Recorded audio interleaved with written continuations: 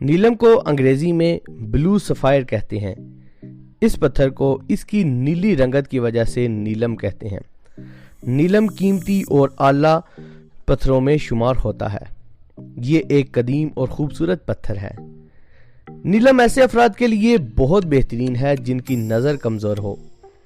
Blood pressure کے مریضوں کے لیے ایک بہترین پتھر ہے۔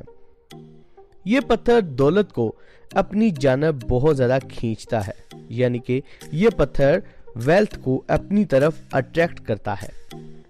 نیلم کو پہننے سے انسان مستقل مزاج ہو جاتا ہے۔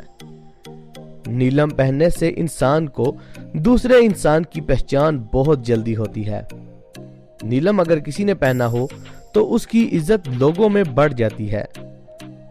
اگر نیلم پہنا ہو تو انسان پر جادو، تعویذ اور آسیب کے اثرات نہیں ہوتے۔